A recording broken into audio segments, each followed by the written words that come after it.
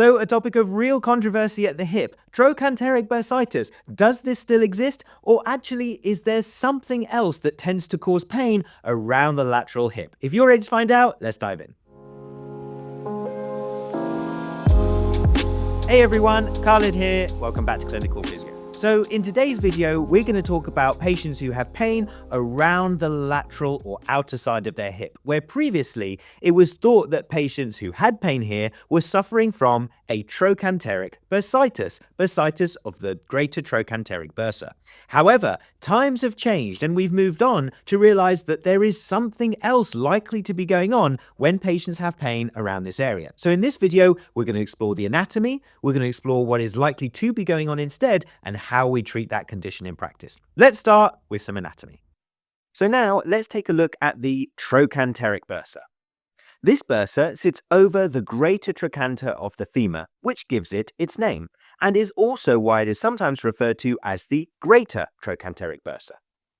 Now, as well as sitting over the top of the greater trochanter, it also sits over the top of the gluteal muscles that insert into here, gluteus medius and gluteus minimus. It also sits directly underneath the iliotibial band, as you can see here. And this explains its role. For its role is to act as a lubricant for the glute med and glute min tendons and to allow them to glide smoothly during movement, and it also has the secondary role of reducing friction between the iliotibial band and the tendons we've just mentioned, gluteus medius and gluteus minimus. So with that in mind, what's actually going on here? Let's dive into the research. Here is a brilliant study from Long, Surrey and Nazarian from 2013, in which they did an ultrasound scan of 887 patients to see whether or not the different structures around the hip were irritated when patients had lateral hip pain.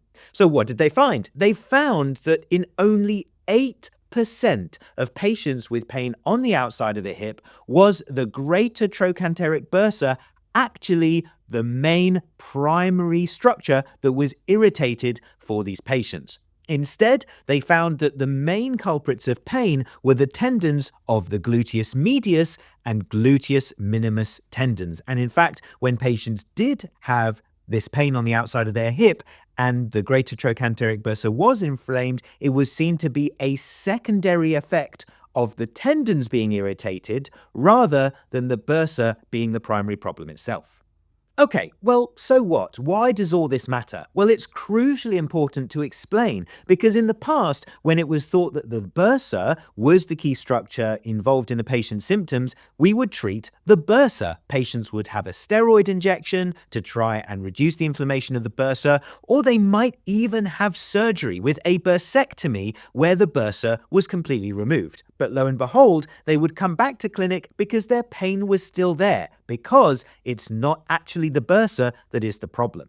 So nowadays, we treat this condition as a gluteal tendinopathy, a tendinopathy of the gluteus minimus and gluteus medius tendons. So therefore, treating the tendons rather than the bursa is the most important thing we can do.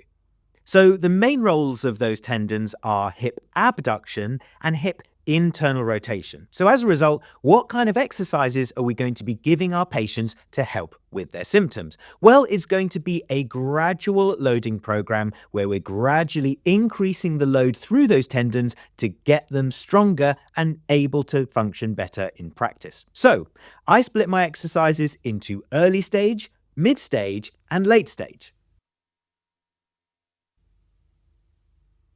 Exercises in the early stages might include these double leg bridge exercises and isometric hip abduction in lying against something like a belt.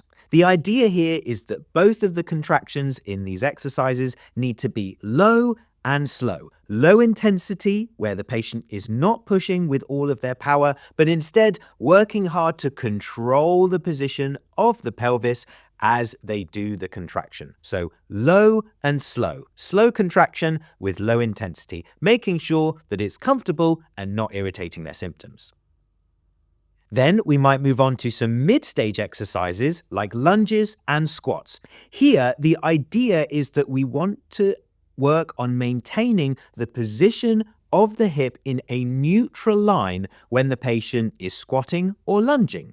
We're doing this in weight bearing to get further activity through those tendons. And a key feature here is making sure that the knees are not moving into a valgus position or a hip adduction position, which tends to overly aggravate those tendons. So make sure it's comfortable and make sure the hips are staying in a nice straight line rather than moving into adduction.